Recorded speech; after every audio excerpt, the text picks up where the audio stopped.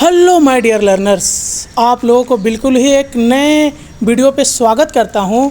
और यह जो वीडियो है क्लास 12 के स्टूडेंट के लिए है। क्लास 12 के काफ़ी स्टूडेंट मेरे से काफ़ी नाराज़ है, काफ़ी गुस्सा है और काफ़ी परेशान भी है कि सर हम लोग के लिए वीडियो नहीं बनाते हैं।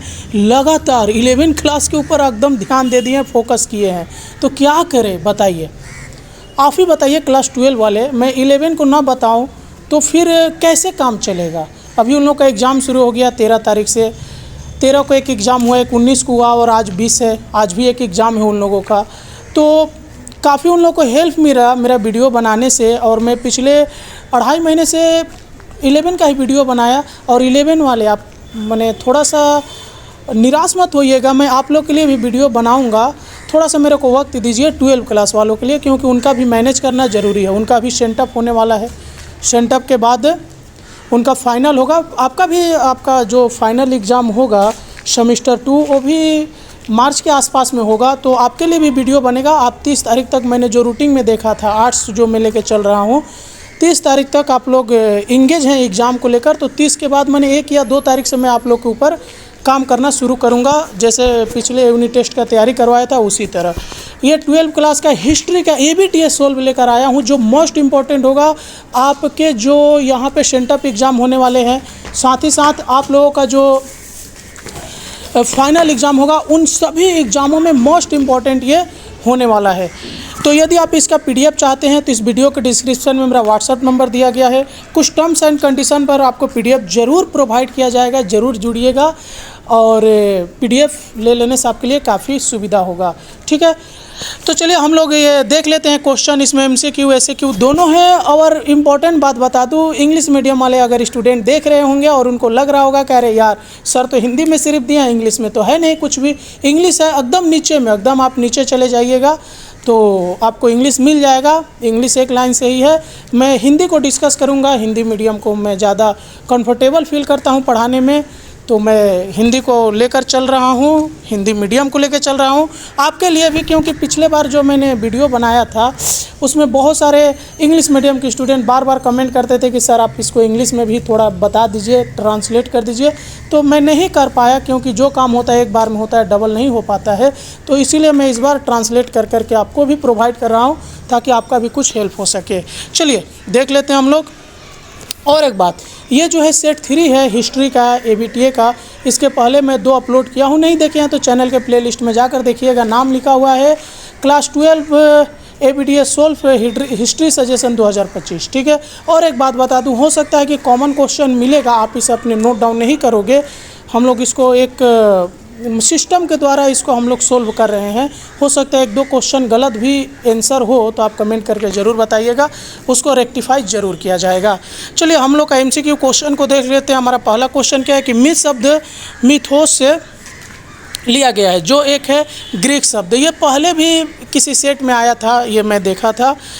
सारी इतिहास समकालीन इतिहास है, यह कथन था तो क्रोचे का। आगे imperialism the highest stage of capitalism पुस्तक प्रकाशित हुई थी तो 1916 ईस्वी में। ओपन डोर पॉलिसी को अदृश्य साम्राज्यवाद कहा था तो लेनिन ने कहा था। शुक्राचार्य मिल्स के नेता थे तो रणजीत सिंह। 1818 को भारतीय इतिहास में एक महत्वपूर्ण मोड़ माना है तो परसिवर स्पीयर ने। चीन में मंचू वंश की शुरुआत हुई थी तो आपका 1644 ईस्वी में। To India my native land कविता के लेखक है तो देरेजियो। ताइपिंग विद्रोह समाप्त हुआ था तो 1864 ईस्वी में। वर्साय की संधि के अनुसार जापान द्वारा चीन का जो प्रांत अधिग्रहित किया गया वह था तो शांतुंग। पब्लिक सेफ्टी बिल प्रकाशित किया गया था तो ये हुआ था क्रांतिकारी गतिविधियों को रोकने के लिए। बहुत इंपॉर्टेंट क्वेश्चन है। नाटक न बनना के लेखक है तो बिजन भट्टाचार्य। गांधी जी ने जलियांवाला बाग हत्याकांड की आलोचना जिस अखबार में की थी वह था तो यंग इंडिया। इस स्तंभ ये नहीं हो पाया, सही से सिस्टम नहीं ले पाया इसको। जापान ने पर्ल हार्बर पर हमला किया था तो 1941 ईस्वी में। तेभागा आंदोलन बंगाल के जिस ज़िले में शुरू हुआ था वह है, तो ये कौन सा है, दिनाजपुर। पेरेस्त्रोइका की शुरुआत की थी तो गोरबाचेव ने। गमाल अब्देल नासेर ने स्वेज नहर का राष्ट्रीयकरण किस वर्ष किया था, तो 1956 में। चीन में रेड आर्मी का गठन किया था तो माओ जेडोंग ने। और इसके बाद स्तंभ वाला फिर प्रॉब्लम हो गया है, नहीं हो पाया सिस्टम में। स्वतंत्र भारत का पहला आम चुनाव हुआ था तो 1951 से 52 में। भारत का संवैधानिक प्रमुख है तो राष्ट्रपति। भारतीय अंतरिक्ष कार्यक्रम के जनक है तो डॉक्टर विक्रम साराभाई।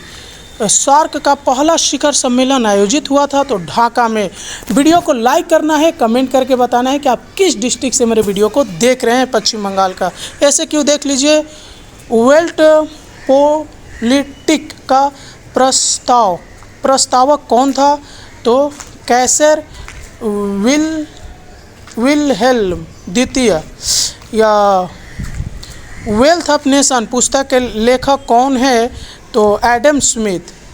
मार्केटिलिज्म क्या है, तो मार्केटिलिज्म जो है एक आर्थिक सिद्धांत और नीति है जो सरकार द्वारा व्यापार में अधिनिवेश और सोने चांदी की जमाखोरी पर जोर देती है।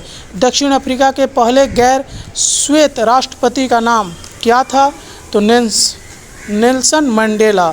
ब्लैक होल त्रासदी क्या थी, तो 1756 की घटना जिसमें ब्रिटिश सैनिकों को फोर्ट विलियम कोलकाता के छोटे काल कोठरी में बंद किया गया, जिससे कई लोग की दम घुटने से मृत्यु हो गई।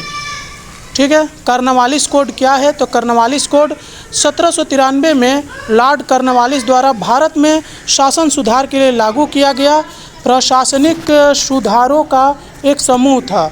उसके बाद शिमोनोसेकी संधि कब और किसके बीच हुई थी, तो कब और किसके बीच हुई थी देखिए, तो यह 1895 में जापान और चीन के बीच यह संधि हुई थी जो प्रथम चीन जापान युद्ध के बाद हुई थी।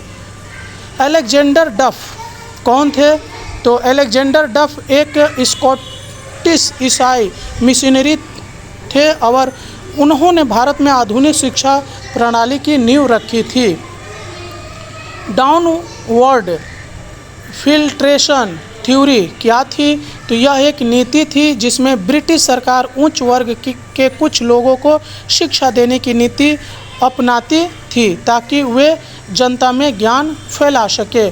स्वामी विवेकानंद द्वारा लिखी गई 2 पुस्तकों के नाम बताइए, तो राजयोग और कर्मयोग। आगे संन्यास सेन द्वारा प्रस्तावित 3 सिद्धांत क्या थे, तो राष्ट्रीयता, लोकतंत्र और जनजीविका।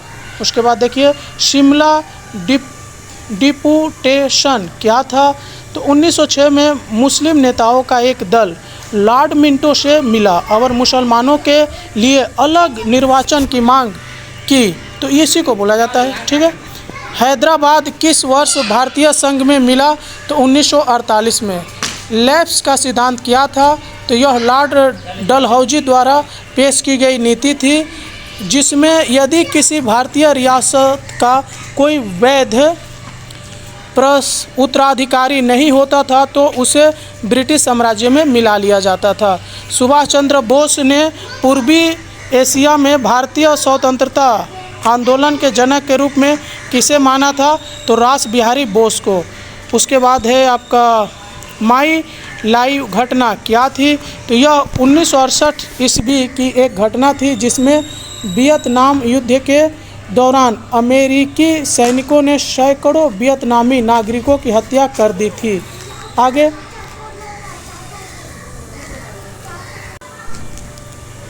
वियत मिन क्या था, तो वियत मिन वियतनाम का एक कम्युनिस्ट नेतृत्व वाला स्वतंत्रता संगठन था जिसने फ्रांसीसी उपनिवेशवाद और बाद में अमेरिकी हस्तक्षेप का विरोध किया था। ट्रूमैन सिद्धांत क्या था, तो यह 1947 में शुरू की गई एक अमेरिकी नीति थी जिसका उद्देश्य सोवियत प्रभाव को रोकने के लिए देशों को आर्थिक और सैन्य सहायता प्रदान करना था। पहला गुट निरपेक्ष शिखर सम्मेलन कहाँ हुआ था? तो यह जो हुआ था बेलग्रेड, यूगोस्लाविया में 1961 ईस्वी में। बांग्लादेश की संसद का नाम क्या था? तो जातीय संसद। नेहरू महालनोबिस मंडल क्या था? तो यह 1950 और 1960 के दशक में भारत की आर्थिक विकास की रणनीति थी जिसमें भारी उद्योगों और सार्वजनिक क्षेत्र के विकास पर बल दिया गया था। और देखिए होमी जहांगीर भाभा कौन थे? तो ये कौन थे देख लीजिए। होमी जहांगीर भाभा एक भारतीय परमाणु वैज्ञानिक थे जिन्होंने भारत के परमाणु कार्यक्रम का जनक कहा जाता है। ठीक है, अब यहाँ से आप देख सकते हैं कि इंग्लिश मीडियम वालों के लिए है। मैं वीडियो को स्क्रॉल करके धीरे धीरे दिखा देता हूँ। सारा चीज़ आपको इंग्लिश में मिल जाएगा जो मैंने ऊपर में हिंदी में डिस्कस किया है। ठीक है, ये आपका 24 ठो MCQ हो गया। और SAQ नीचे में दिया हुआ है, SAQ लिख भी दिया हूँ। देखिए इसको थोड़ा कलर कर दिया हूँ ताकि आप अच्छे से देख पाएँ, आपको अच्छा लगे, थोड़ा अलग लगे। तो चलिए इस वीडियो में इतना ही। वीडियो अच्छा लग रहा है तो लाइक कर दीजिए, दोस्तों में शेयर करिए और कमेंट करके बताइए आपको अगली वीडियो किस सब्जेक्ट के ऊपर चाहिए और कौन सा टॉपिक चाहिए। चलिए मिलते हैं किसी और वीडियो में, तब तक के लिए जय हिंद।